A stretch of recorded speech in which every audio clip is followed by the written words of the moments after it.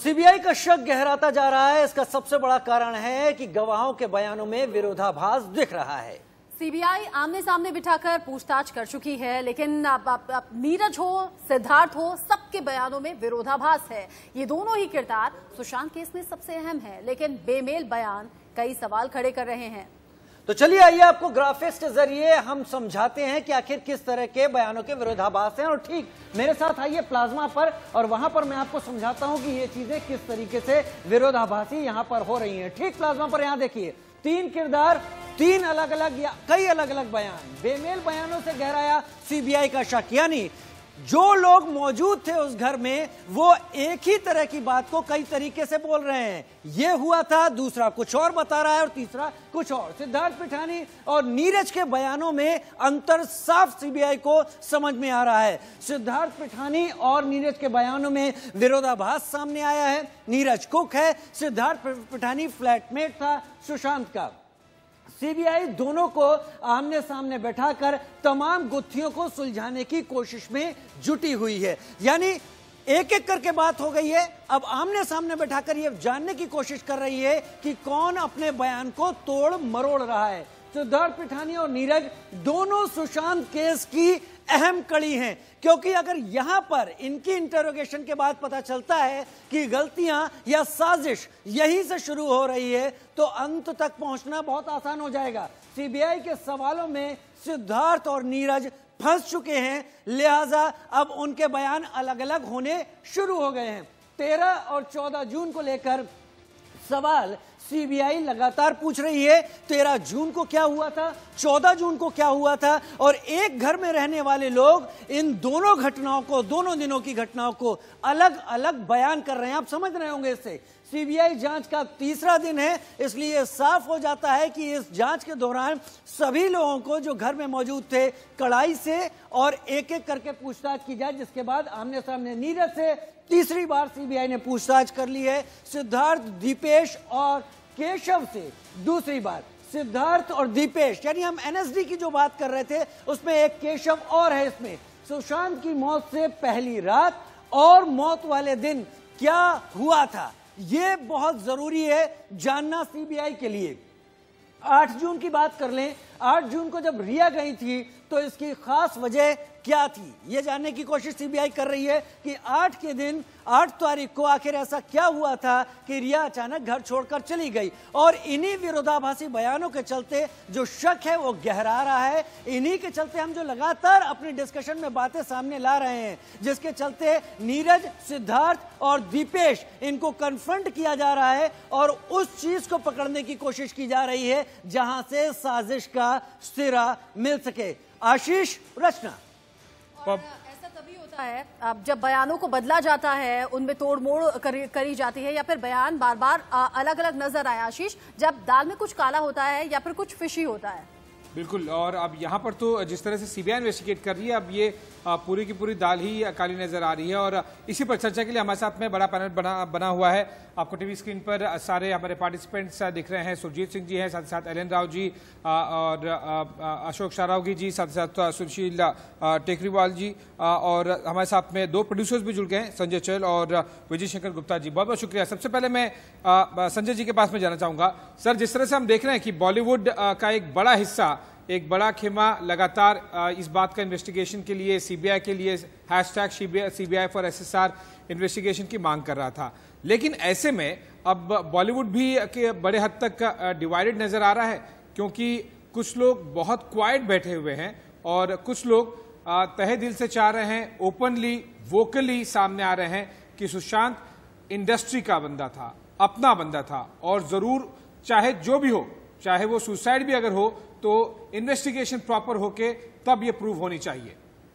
संजय जी।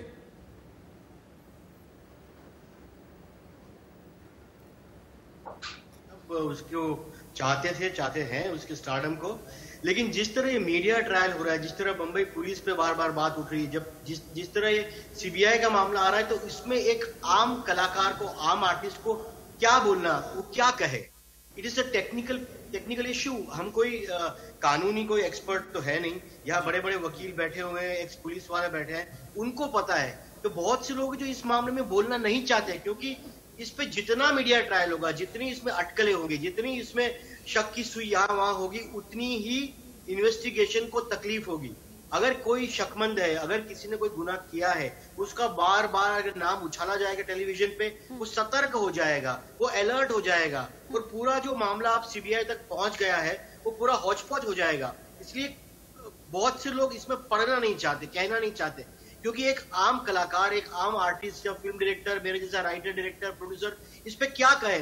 इसमें इतने सारे कैरेक्टर है, इतने सारे इसमें ट्विस्ट एंड टर्न्स है, ये मुझे तो टीवी के सोप ओपेरा जैसा लग रहा है। रोज एक नया टर्न आ रहा है, रोज एक नई बात आ रही है। पहले निपोटिज्म की बात आई, फिर आया कि एक लॉबी काम कर रही है, फिर आया कि किसी ने उसको करियर बर्बाद की, फिर आया कि उसकी गर्लफ्रेंड ने कुछ किया, में दिखाया गया कि उसकी गर्लफ्रेंड चुड़ैल है, फिर किसी ने कहा कि उसके ऊपर जादू टोना किया गया, फिर किसी ने कहा कि संजय जी, जितने भी इन्वेस्टिगेशन के एंगल्स हैं, देखिए सीबीआई हमारी बात तो सुनकर नहीं कर रही है, लेकिन बहुत सारे ऐसे लोग हैं जैसे कि कोई की मेकर है, कोई कुक है, कोई दोस्त है, उन सबको हम लेके सामने आए हैं। हमारे पास जो टीवी इंटरव्यूज पर बात हो रहे हैं वो सीआरपीसी की तरह स्टेटमेंट में तो ऑब्वियसली कोर्ट में प्रोड्यूस नहीं किए जाएंगे, लेकिन हाँ, अगर मीडिया आवाज नहीं उठाती संजय जी, तो शायद ये सीबीआई के पद तक केस भी नहीं जाता, और एक डिप्रेशन के तहत एक बॉलीवुड एक्टर का सुसाइड कर दिया, यही मान ली जाती है। ट्रायल करके क्या मिलने वाला है? नहीं, आप इस तरीके से जो बातें बोल रहे हैं, ऐसा लग रहा है कि आप मीडिया पर आरोप लगा रहे हैं। मीडिया का काम यह है कि इस केस को जिंदा रखा, मीडिया का काम यह है कि इस केस की तह तक जाने की कोशिश हम कर रहे हैं और लगातार इंसाफ की मांग की जा रही है। लेकिन विशाल गुप्ता जी, अब जिस तरीके से सुशांत सिंह राजपूत के लिए कहा जा रहा है कि डिप्रेशन का शिकार थे, फिल्म नहीं मिल रही थी, इस तरह के ओपन एंड शट केस पहले ही मुंबई पुलिस की तरफ से कह दिया गया और कहा कि डिप्रेशन में थे, सुसाइड कर लिया, लेकिन उनके करियर को देखकर, उनकी फिल्मों को देखकर क्या आपको भी ऐसा लगता है कि डिप्रेशन का शिकार वो फिल्मों की वजह से थे? रूमी जाफरी तो 2 दिन पहले मिले थे, 15 करोड़ की फिल्म ऑफर हुई थी, अब तक का जो ग्राफ था वो सक्सेस का ग्राफ ऊपर की तरफ ही जाता हुआ दिखाई दे रहा था, तो डिप्रेशन की बात कम से कम करियर को लेकर तो नहीं लगती है। कुछ भी नहीं था, हंसता मुस्कुराता एक चेहरा था, ये उनकी साजिश थी। संदीप सिंह खुद डायरेक्टर है, उसको पता है सब कुछ कि स्क्रिप्ट कैसे रेडी की जाती है। आज वो बंदा जो अपने आप को सुशांत का दोस्त कहता था, वो उस परिवार के साथ जब रहा, 14 तारीख को साथ रहा, 15 तारीख को साथ रहा, आज वो गायब हो चुका है, अचानक गायब हो चुका है, ये से बात नहीं कर रहा है, सीबीआई का साथ नहीं दे रहा है, कहीं नहीं दिख रहा वो। क्यों नहीं दिख रहा वो?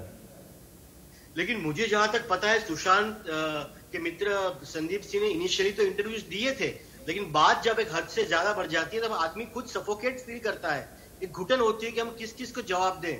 और हो सकता है कि वो मेरे ऊपर आरोप लग रहे हैं, जैसे मैंने इंटरव्यू दिया उसके बाद मेरे ऊपर आरोप लग चुके हैं, लेकिन मैं आऊंगा, दुनिया के सामने आऊंगा, मैं बोलूंगा जो सच है वो बोलूंगा। सुजीत, आप बार बार जो कह रहे हैं, मुझे बताइए ना, मुंबई पुलिस के पास आप पहुंचे थे क्या? सीबीआई के अधिकारियों से आपने संपर्क साधा है क्या? आपने अपना ये बयान ऑफिशियली दर्ज करवाया है क्या? सिर्फ टीवी चैनल्स पर बैठकर नहीं, कैमरा के सामने आकर बात करने के लिए उतना कंफर्टेबल नहीं भी होता है। क्यों नहीं होता सर? आना चाहिए। भाई मैं एक बात बोलना चाहूंगा कि अगर संदीप एक फिल्म लाइन का आदमी है, डायरेक्टर है, राइटर है, सर वो स्ट्रांग है, तभी वो फिल्म के अंदर आया है। अगर वो आज कुछ छुपा रहा है, अभी वो भाग रहा है, सर चोर की दाढ़ी में तिनका। हाँ सर, इंडिया न्यूज पे मैं एक बड़ा खुलासा करना चाहूंगा कि नवंबर महीने में सुशांत ने एक अपने घर पे मीटिंग बुलाई थी, जिसमें उसके एडवोकेट्स, चार्टर्ड अकाउंटेंट्स, उसके मैनेजर, फैमिली मेंबर्स में रिया वगैरह हाजिर थे, और इशू उसमें उसने ये रेज किया था कि अगर मैं फिल्म लाइन छोड़ दूं तो मैं कहां तक फाइनेंशियली सिक्योर्ड हूं, आज मेरे पास कितने पैसे हैं और मैं उन्हें कहां इन्वेस्ट करूं ताकि मैं अगर फिल्में ना भी करूं तो मेरी लाइफ सिक्योर्ड है। और ये पूरी मीटिंग जो है ये क्लियर बताती है कि सुशांत ने उसी वक्त जो है मन बना लिया था कि शायद वो फिल्म इंडस्ट्री छोड़ दे, और फॉर्चुनेटली ये पूरी मीटिंग जो है वो रिकॉर्ड हुई है, ऑडियो रिकॉर्डिंग है इस पूरी मीटिंग की, और ये पूरी रिकॉर्डिंग जो है आज भी ईडी के पास अवेलेबल है। मुझे नहीं पता कि सर, लेकिन इस पूरे केस को, मौत के केस को उससे जोड़कर कैसे देख सकते हैं? इंडस्ट्री बड़ी इनसिक्योर जगह है, यहाँ पे हर आदमी होता है अपना इन्वेस्टमेंट सोचता है कि अगर मुझे फिल्में नहीं मिली, अगर मेरी फिल्में नहीं चली, हर एक्टर, हर कलाकार इनसिक्योर होता है, वो अपने फ्यूचर के बारे में सोचता है। उसका ये मतलब निकालना बिल्कुल ही गलत है। देखिए आप अपनी बात रख रहे हैं, ठीक है, आप अपनी बात रख रहे हैं, ठीक है। सुशांत के जितने इंटरव्यू हैं उससे कहीं से कहीं तक नहीं लगता। जो लास्ट इंटरव्यू है वो भी इंडिया न्यूज ने चलाया था, उसमें साफ कह रहे थे सुशांत कि मैं इन सब चीजों से ऊपर उठ चुका हूं, मुझे कुछ खोने का डर नहीं है, खोने के लिए ऐसा कुछ मेरे पास है नहीं। उनकी एक्स गर्लफ्रेंड जो अंकिता लोखंडे है वो भी बता चुकी थी कि अगर मुझे फिल्मों में काम नहीं मिला, अगर मेरी फिल्में सक्सेसफुल नहीं हुई, मैं घर लौट जाऊंगा, खेती कर लूंगा। बहुत जिंदा दिल इंसान थे सुशांत, इसलिए इस तरह के एक्सक्यूज देकर हम उसे मौत से रिलेट नहीं कर सकते। श्वेता जो कि सुशांत सिंह राजपूत के घर के ठीक बाहर मौजूद हैं, सुबह से पल पल का अपडेट दे रही है। श्वेता, सुशांत के सामने वाली छत से एक लाइव रिपोर्ट हम तक भेज रही है, दर्शकों को दिखाते हैं। मामले में सबसे बड़ी कवरेज ITV नेटवर्क लेकर आया है और आज हम आपको एक ऐसे शख्स से मिलवाने वाले हैं जो ये रिपोर्ट खास करने वाले हैं। ये सुशांत सिंह के नेबर हैं और उनके दोस्त भी हैं और इनके तहत हमने जाना कि सुशांत किस प्रकार के व्यक्ति थे और इनके ज़रिए अब हम पता करेंगे कि क्या कुछ हुआ था, अगर ये उनको जानते हैं, किस हद तक जानते हैं। लेकिन इससे पहले हम आपको बता दें, हम इस वक्त सुशांत सिंह राजपूत के घर की एक्सक्लूसिव तस्वीरें आपको दिखा रहे हैं। आप देख सकते हैं यहाँ पे CBI की स्पेशल इन्वेस्टिगेटिंग टीम मौजूद है और साथ में CFS की टीम भी मौजूद है और यहाँ पे तफ्तीश जारी है, कड़ी तफ्तीश कर रहे हैं। और बहरहाल चलते हैं हम वसीम गांधी के पास। वसीम गांधी सुशांत सिंह राजपूत के एक अच्छे दोस्त हैं, उनके पास पता करेंगे हम कि और वैसे वसीम गांधी उन्हें बहुत पहले से जानते हैं, जब MS धोनी फिल्म आई थी तब से एक दूसरे के साथ संपर्क में हैं और अब हमें वसीम बताएंगे क्या कुछ खास वो जानते हैं और उन्होंने कुछ ऐसा ऑब्जर्व किया था 13 या 14 की जून को। वसीम, शुक्रिया हमें वक्त देने के लिए और आप सबसे पहले हमें ये बताएं 13 और 14 का कोई आपका ऑब्जर्वेशन रहा हो वसीम? यार मेरा कोई ऑब्जर्वेशन नहीं था। All I can say is that he was a very down to earth man. उसमें एटीट्यूड नहीं था। हीरो होने के बाद, एक सेलिब्रिटी होने के बाद भी वो बहुत डाउन टू अर्थ था। मैं कंसिस्टेंटली उसका दोस्त नहीं रहा हूँ, मैं उसका नेबर हूँ। 4 साल पहले मैं उससे लास्ट मिला था, MS धोनी की बायोपिक निकल रही थी तब। And he's been a very genuine guy. He wasn't a party freak. यहाँ पे पार्टीज की या कोई एक्सेस म्यूजिक की आवाज नहीं आती थी। आप समझ रहे हैं, जैसे हम लोग यहाँ पे बारबेक्यू करते हैं, वो भी अपनी फैमिली के साथ बारबेक्यू करता होगा, यू नो। तो ये आपने रिपोर्ट देखी सुशांत के घर के ठीक बगल वाले घर की छत से और साथ ही साथ एक ऐसे व्यक्ति भी जो लगातार CBI के लिए भी एक बड़ी कड़ी साबित हो सकते हैं। सारावगी जी, आपके पास मैं आना चाहूंगा क्योंकि आपने एक बड़ा खुलासा किया है। उस मीटिंग के बारे में आप थोड़ा सा और डिटेल में बता सकते हैं? पहली बात, क्या आप भी उस मीटिंग में थे या फिर आपके कोई जानने वाले उस मीटिंग में थे? दूसरा, क्या सुशांत ने वो मीटिंग बुलाई थी या फिर रिया ने? वो मीटिंग जो है सुशांत ने बुलाई थी। मेरे जानने वाले उस मीटिंग का हिस्सा थे। मैं इस वक्त नाम डिस्क्लोज नहीं करता, मगर सुशांत के इशारे पे ही वो पूरी मीटिंग जो है उसकी ऑडियो रिकॉर्डिंग हुई है, जो तकरीबन 45 मिनट्स की रिकॉर्डिंग है और उसके अंदर काफ़ी कुछ चीज़ें सामने आई है। और वो मोबाइल एज इट इज़ जो है ED के पास जमा है। वो रिकॉर्डिंग जो है बॉम्बे पुलिस को भी देने की कोशिश की गई थी।